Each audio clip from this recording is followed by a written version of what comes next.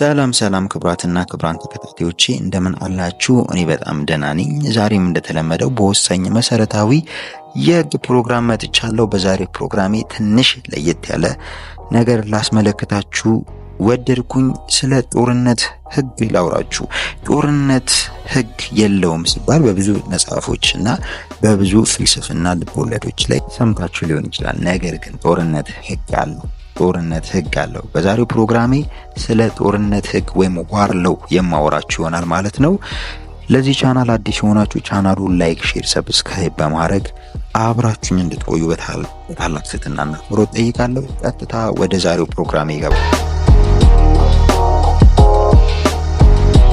ጦርነት በባህሪው እጅግ አውዳሚ እንደመሆኑ በሰው ልጆች ላይ እንዲሁም በፍጡራን ላይ የሚደርሱትን ጉዳቶች ለመቀነስ በህይወትና በንብረት ከሚደርስ እጅግ የከፋ ጉዳት ለመጠበቅ እንዲሁም የቆሰሉና የተማረኩ ወታደሮችን በርህራሄና በሰብአዊነት እንዲያዙ ለማድረግ የጦርነት ህግ መኖሩ እጅግ አስፈላጊ ነው። ይህም በማስመልከት ሀገራት በተለያዩ ጊዜያት የተለያዩ ስምምነቶችንም አድርገዋል። ነገር ግን ከስምምነቱ በኋላም ቢሆን ሀገራት እጅግ አስከፊ የተከለከሉ የጦር መሳሪያዎችን ተጠቅመው ጦርነት አድርገዋል። ለምሳሌ ያህል የሁለተኛው የኢትዮ ጣሊያን ጦርነት ይጠቀሳል። የሁለተኛው ዓለም ጦርነት እና የሁለቱ ኮሪያዎች ጦርነት ይጠቀሳሉ። ስምምነቱም በኋላ ቢሆን በአሁኑ ጊዜ ሙሉ ለሙሉ በሚባል ሁኔታ የዓለም ሀገራት ያጸደቁትና የጦርነት ህግ ተብሎ የሚታወቅ በ1949 የተደነገገው የጄኔቫ ኮንቬንሽን። ይህም ስምምነት ትኩረት የሚያደርገው በጦርነት ወቅት ለንጹሃን ሰዎች ሊደረግ የሚገባው ጥበቃ እና እንክብካቤ፣ የቆሰሉና የተማረኩ ወታደሮች ሊያዙበት ስለሚገባቸው ሁኔታ፣ በጦርነት ወቅት ስለሚያገለግሉ የመጀመሪያ እርዳታ ሰጪ የህክምና ባለሙያዎችና ጋዜጠኞች ጥበቃ፣ በጦርነት ወቅት ሊጠበቁ ስለሚገባቸው ተቋማትና መወሰድ ስላለበት ጥንቃቄ በመዘርዘር የሚያስቀምጥ ነው። ሀገራችን ኢትዮጵያም በ1949 የጄኔቫ ስምምነት የተቀበለች ሲሆን የፌዴሪ ወንጀል ህግ ላይም በጄኔቫ ስምምነት መሰረት ጥበቃ የሚደረግላቸው መብቶችና ጥበቃዎች አሉ። እነኚህም የህግ ጥበቃ ተደርጎላቸዋል ማለት ነው። አንድ በአንድ ለማየት እንሞክር። እነኚህ የጦርነት ህጎች ምን ይመስላሉ የሚለውን ማለት ነው። የመጀመሪያው የጄኔቫ ኮንቬንሽን ነው። ትልቁ የጄኔቫ ኮንቬንሽን የ1949 ማለት ነው። ምን ይላል ስለ ጦርነት ህግ?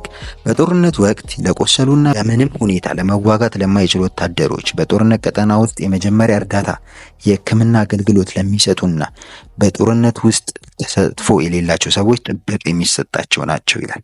ይህም ስምምነት በዘር፣ በእድሜ፣ በጾታ፣ በቀለም፣ በሃይማኖት፣ በብሔር፣ በአመለካከትና በመሳሰሉት ሁኔታ በጦርነት ወቅት ለቆሰሉና በምንም ሁኔታ መዋጋት ለማይችሉ ወታደሮች መድሎ ሳይደረግ ሰብአዊነት የተሞላበት አያያዝና እንክብካቤ እንዲደረግላቸው ያዛል።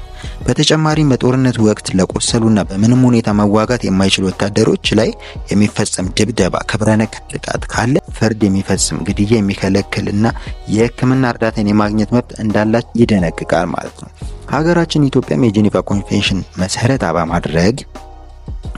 በማድረግ በ1996 የወጣውን የፌዴሪ ወንጀል ህግ ላይ የጦርነት ወንጀሎችና የሚያስከትላቸውን ቅጣቶች በመዘርዘር አስቀምጣለች ማለት ነው። በ1996 የወጣው የፌዴሪ ወንጀል ህግ የጦር ወንጀሎችን በሚመለከት ዝርዝር የህግ ከለላዎችና ያንን ተላልፎ ለተገኙ ደግሞ የህግ ቅጣቶችን አስቀምጣለች ማለት ነው። የመጀመሪያው በወንጀል ህግ አንቀጽ 270 በሰላማዊ ህዝብ ላይ የሚፈጸም የጦርነት ወንጀሎችን በመዘርዘር የሚያስቀምጥ ሲሆን ይህም ማንም ሰው በጦርነት ወይም በጦርነት ግጭት ውስጥ በጠላት ወረራ ጊዜ ዓለም አቀፍ ህግ ድንጋጌዎችንና የዓለም አቀፍ የሰብአዊነት ህግጋትን በመጣስ በሰላማዊ ህዝብ ላይ ጉዳት ለማድረስ በመደራጀት በማዘዝ ወይም ድርጊቱን በመፈጸም ወይም በማናቸውም ሌላ መንገድ ሰውን የገደለ፣ ያስገደለ፣ ያሰቃየ፣ ኢሰብአዊ በሆነ መንገድ ያጉላላ፣ በሰው አካልና በአእምሮ ወይም ጤንነት ላይ ከባድ ስቃይ ወይም ጉዳት ሊያደርሱ የሚችሉ ድርጊቶችን የፈጸመ ወይም ያስፈጸመ፣ ህዝብን በኃይል ከስፍራው እንዲፈናቀል ወይም እንዲበተን ያደረገ፣ በተደራጀ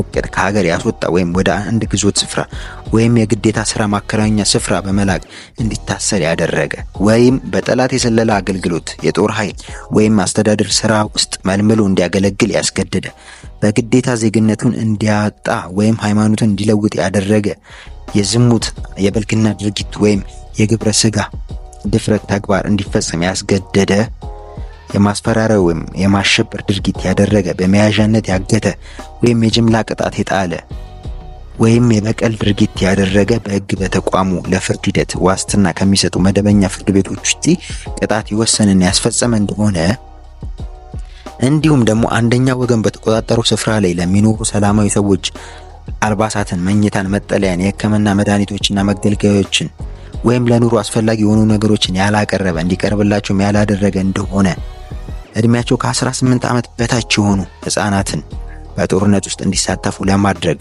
ወታደራዊ አገልግሎት አባልነት የመለመለ፣ ገንዘብ ዋጋ እንዳያገኝ ዋጋውን ዝቅ አድርጎ በማክሰር፣ ሐሰተኛ ገንዘብን በማተም ወይም በተደራጀ እቅድ የገንዘብን በማውረድ ወይም በማንኛቸውም ሁኔታ አስበው ህዝብን ለራብ የዳረገ፣ ችግር ላይ የጣለ ወይም በአጠቃላይ ህዝብንና ኑሮ ያናጋ እንደሆነ፣ ንብረትን የወረሰ ወይም ለራሱ ያደረገ፣ ህገወጥ ወይም ተገቢ ያልሆነ ግብር ወይም ቀረጥ የጣለ እንደሆነ ወይም ለወታደራዊ አገልግሎት ፍጹም አስፈላጊ ከሆነው በላይ ቀረጥና ግብር እንዲከፈል ያደረገ፣ ምግብና ለምግብ ማምረቻ የሚውሉ የእርሻ ቦታዎችን፣ ሰብልን፣ የቤት እንስሳትን፣ የመጠጥ ውሃ አገልግሎትን፣ የመስኖ ስራዎችን፣ የጤና ተቋማትን ወይም ትምህርት ቤቶችን የወረሰ፣ ያፈረሰ፣ ያጠፋ፣ ከጥቅም ውጭ እንዲሆኑ ያደረገ ወይም ለራሱ እንዲሆን ያደረገ፣ ታሪካዊ ሐውልቶችን፣ የሥነ ጥበብ ስራዎችን ወይም የማምለኪያ ቦታዎችን ያወደመ፣ በተፈጥሮ አካባቢ ላይ የተስፋፋና ለረጅም ጊዜ የሚቆይ ከባድ ጉዳት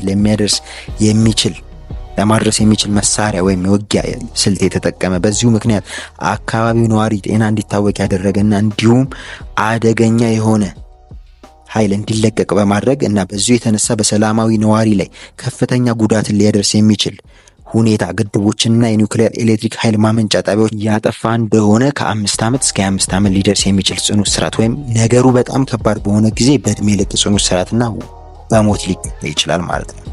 ይህም በወንጀል ሕጉ አንቀጽ 270 ተከታዮቹ ላይ በግልጽ ተቀምጧል ማለት ነው።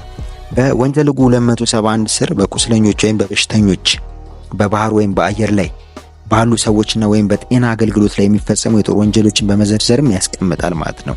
በዚህ ህግ ላይ ቁስለኛና ህመምተኛ ማለት የደረሰበትን የመቁሰል አደጋ፣ በሽታ ወይም ሌላ ጉዳት ወይም አእምሮ ላይ በደረሰ መረበሽና አለመረጋጋት ምክንያት ሕክምና የሚያስፈልገውን ከማንኛውም የጠላትና እንቅስቃሴ ታቅቦ የሚገኝ መከላከያ ሰራዊት አባልና ሌሎች ሰላማዊ ሰዎችን እንደሚያጠቃልል በአንቀጽ 271 ንዑስ አንቀጽ 2 ሀ ላይ ተደንግጎ ይገኛል ማለት ነው። ይህም ህግ ማንም ሰው በቁስለኞች፣ በህመምተኞች፣ በባህር ወይም በአየር ላይ ባሉ የህክምና ወይም በመጀመሪያ እርዳታ ሰራተኞች ላይ ግድያ፣ የማሰቃየት ሁኔታ፣ አስፈላጊ የሆነውን የህክምና እርዳታ መከልከል፣ ርህራሄ በሌለው ሁኔታ ሰውን የመበደል ድርጊት የፈጸመ ወይም ማንኛውም ሌላ አካል ወይም ህሊና ስቃይ እንዲደርስበት ያደረገ ከሆነ ከ5 ዓመት እስከ 25 ዓመት ለሚደርስ በሚችል ጽኑ እስራት ወይም የነገሩ ሁኔታ በጣም ከባድ በሆነ ጊዜ በእድሜ ልክ ጽኑ እስራትና በሞት ይቀጣል ማለት ነው። በመሆኑም እንድታውቁት የምፈልገው ጦርነት በራሱ ህግ አለው፣ ታክቲክ፣ ቴክኒክ እንዳለው ሁሉ ይሄንን ከጠላት ቀጠና ወይም ደግሞ ከራስ ቀጠና ውጪ ባለው እንደዚህ አይነት አላግባብ የሆኑ ድርጊቶች በሚፈጸሙ ጊዜ በጦር ወንጀለኝነት ያስከስሳል ማለት ነው። የ1949 የጄኔቫ ኮንቬንሽንም ይህንን ያስቀምጣል። እንዲሁም ሀገሪቷ ውስጥ ያለው የኢፌዴሪ የወንጀል ህግ አንቀጽ 270 እና 271 ይህንን ያስቀምጣል ማለት ነው። ብዙውን ጊዜ ጦርነት ህግ የለውም አይዳኝም ቢባልም እንኳን ሪያሊቲው ግን ጦርነት ህግ አለው። በኋላም ላይ በጦር ወንጀለኝነት ሊያስከስስ ይችላል ማለት ነው። ይህንን እንድታውቁልኝ ስለምፈልግ ለዛሬ ያዘጋጀሁላችሁ ፕሮግራም ይህንን ይመስላል። በቀጣይ ሌላ መሰረታዊ ህግ ፕሮግራም እስከምንገናኝ መልካም ጊዜ፣ ቸር እንሰንብት።